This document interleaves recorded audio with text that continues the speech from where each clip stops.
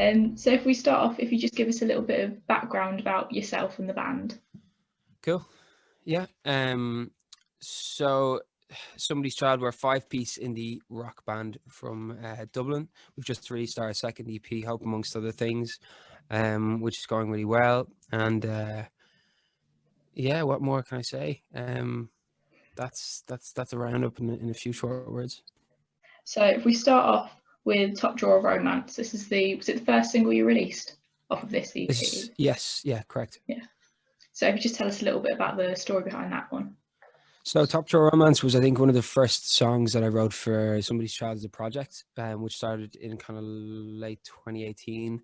I'd kind of been writing songs for ages, but I'd never kind of put an artist's name to it or anything. And so Somebody's Child, to me, very briefly, was a way of kind of separating myself from, I guess, my person, and that allowed me to release music that wasn't confined to one particular genre, because I did find it quite hard to kind of find one particular sound that I was comfortable with. So Somebody's Child kind of alleviated the pressure of this kind of, like, artistry and sound, and having this specific kind of aesthetic, if you will.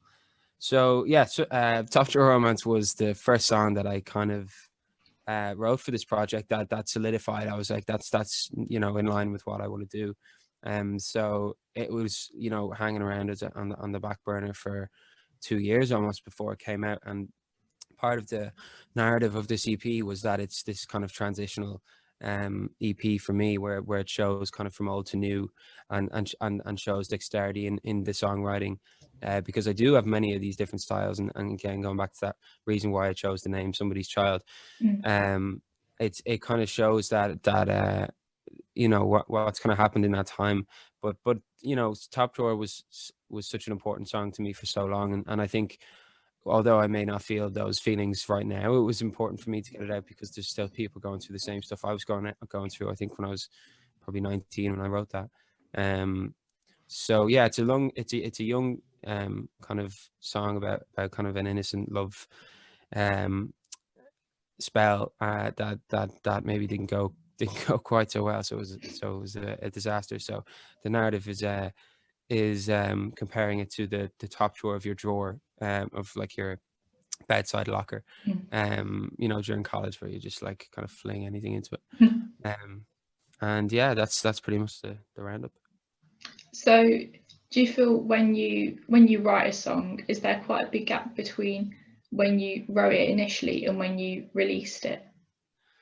I think the shortest that's ever been is like 6 months, because you kind of have to put your best foot forward. So you if another song comes up and it's great, then you maybe go with that, because you're constantly developing, and my songwriting is always developing as well. So and also you kind of get bored of some of the older songs, so it's important that you get them out quick enough so that you don't get bored of them, I suppose. But yeah, there's usually, I mean, this one was, we kind of put it together because we wanted to release something. We just started working with our label at the moment, and we wanted to release something that kind of exemplified all of our songwriting. There was so much there, and some songs really deserved to get released. So it was unusual how long it was. I think for me it was difficult to kind of, when people were asking me what's the song about, it was hard. I had to really channel what it was again, from 2 years ago. So, well, I'm used to it now, but yeah, it is a strange feeling. Whereas, like, if it's a new song, you're really excited about it and you are confident in it. But it was kind of older, so I was wondering, like, are people actually going to still enjoy the songwriting of mine? I'm not sure if it's just like, maybe it's just me that thinks it's good. I like it. Thank you. Next we've got Lost. I think this might be my favourite one at the moment off of the EP. Nice. So what's that one about then? Lost, I guess, leading on from Top Drawer, is a feeling of kind of I guess, yeah, just loss, and it's kind of coming from a place that was subsequent. So as well as the songs being written in different places, the narrative also develops throughout them. So I mean, this is after this disastrous relationship and a couple of feelings, I think, that we all go through a kind of coming of age thing, where I've left college and there's a sense of complete hopelessness. I'm not sure what I want to do in my life, and huge amount of kind of career anxiety and jealousy and I think it's an internal, although it sounds external, but it's more of an internal dialogue with myself about how I feel at the time and how I'm kind of coping with those emotions. You know, I use music as a form of therapy in order to deal with or to kind of comprehend the feelings that I'm feeling. So I guess loss is a dialogue to myself and almost like a conversational piece allowing me to explore what I'm experiencing. I love the video as well for that one. Thank you, yeah. Are they all filmed like in and around Dublin and that where you're from? No, so Top Drawer was filmed in London, and so was Brother. So the two of them were done kind of one day after each other, and then Lost and The Lover were filmed in Dublin. And next we've got The Lover. Track. Yeah. So The Lover is very much a different piece than Lost. And it comes from, I suppose it comes from a place of anger.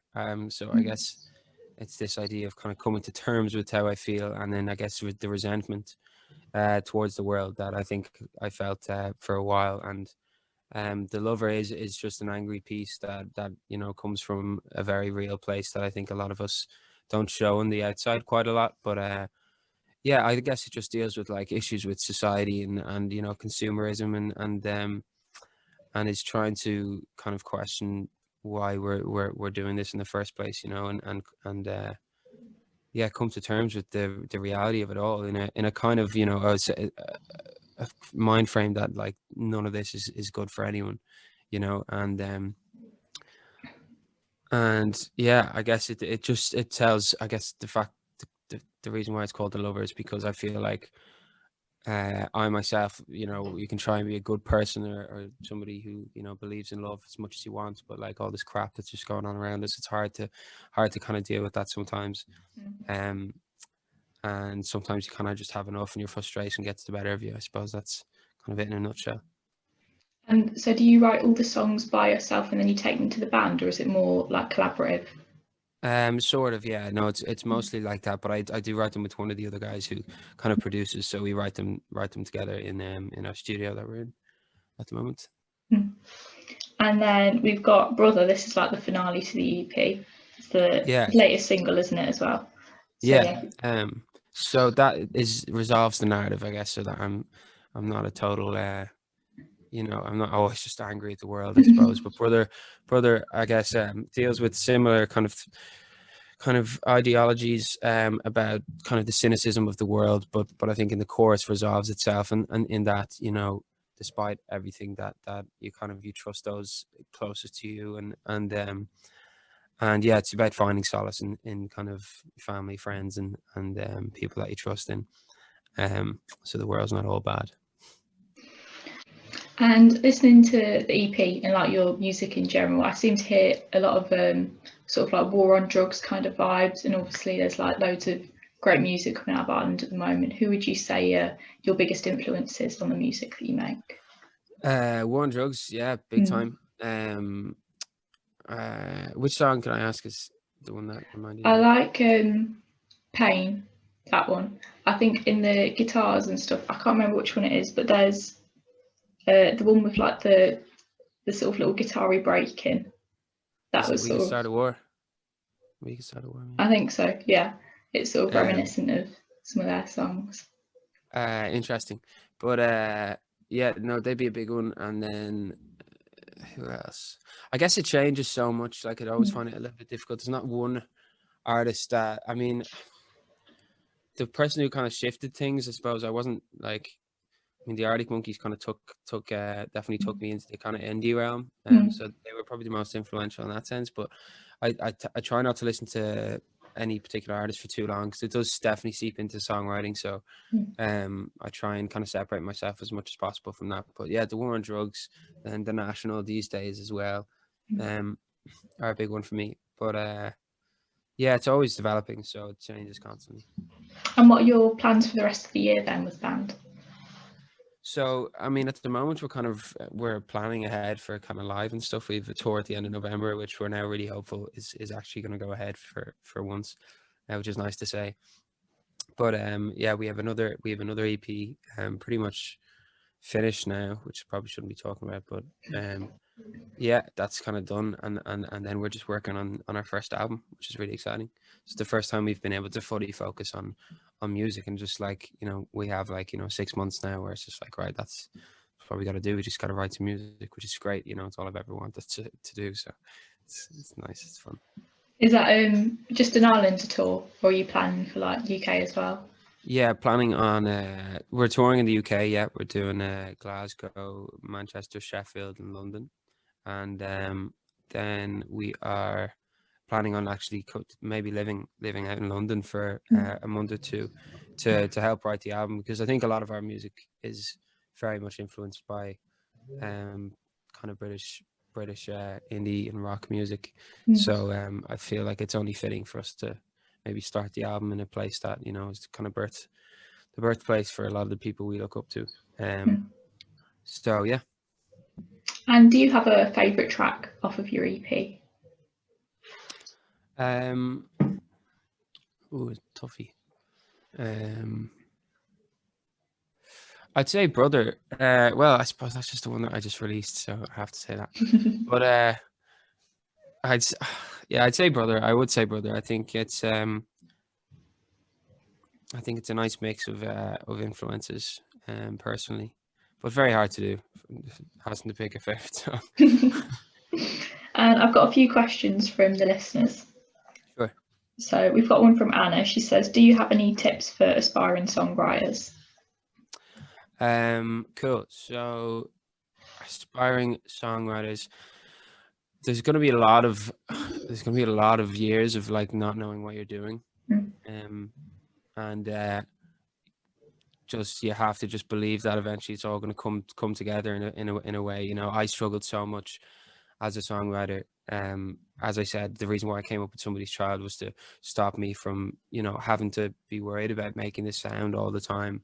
And I honestly couldn't write for like a year. It was so imposing on my creative ability to worry about, you know, what other people were thinking and what other people would think. So just write everything, you know. I heard somebody say that, like, if you have writer's block, write about that. You know, just always write. You know, if you can, carry a pen and paper around with you, even just to kind of motivate you to do so. And just try. You know, it's literally it's all practice. You know, I was absolute dirt at the start, so it's yeah, it all kind of does come together at some stage. It's very satisfying. And then we've got one from Chrissy. She says, where's your happy place? When I'm writing, 100%. That's like my therapy, and I think you kind of need that to I mean, I think that helps the most, because if I can be at my most vulnerable when I'm doing so, then I feel like the best music is going to come out. You know, it's only true if it's really from you. So being honest with yourself and just allowing yourself to experience as much as possible. I always treat songs as if they're, you know, they're already out there, and you're kind of just a vehicle to get them to that place. So respect the song as much as possible, and yeah, hopefully that answers the question. Yeah. And then we've got one from Patrick. He says, if you weren't in Somebody's Child, what other band would you want to be in? If it wasn't in Somebody's Child, that's a good question. I don't know. Jesus. I'd say the war on drugs, just because they're very cool and happening at the moment. Okay, so I've got a bit of a quick fire round for you now. Yeah, go for it. First album. First album question? Yeah, that you bought. Oh, first album that I bought. Yeah. I think it was Eminem, the Marshall Mathers EP or something like that. I can't even remember the name of it at the moment. Curtain Call was the name. Okay. And what's your favourite thing about Dublin? The romance of it all. What's the song that you wish you'd written? Off the top of my head, Hey Joe, Jimi Hendrix. Do you have any hidden talents? I can hold my breath for quite a while. What's your favourite venue to play?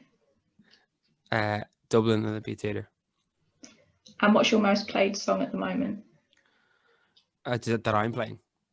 Yeah. Okay. All the Wine, the National. And what's the first song that you learnt to play? I learned to play Tracy Chapman Fast Car on the guitar, but something classical on the piano when I was younger. And do you have a favourite lockdown discoveries? I'm calling this, so like it could be like a film, TV, just a hobby or something that's made the time a bit better. I did a lot of online courses at the start, trying to just upskill. As an artist, you need to really know like all about social media and marketing and promotion and all that stuff that you really don't want to do. So it was that time to just get to grips with like, you know, Facebook ads and all that kind of stuff. So that was really beneficial, and there's loads of free stuff online on Google if anyone wants to try out. But also, yeah, reading is a big one, and herbal teas actually helped me from, you know, just getting on the Zoom cans too much. And finally, would you like to request a song for me to play on the show? Ooh,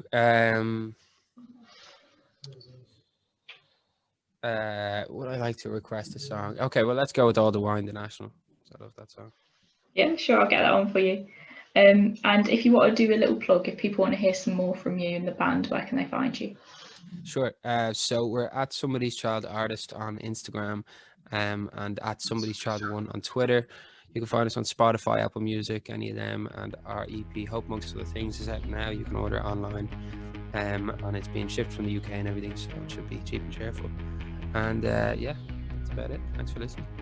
Okay, thank you very much for coming on and talking to me. Cheers, Bex. Appreciate it so much.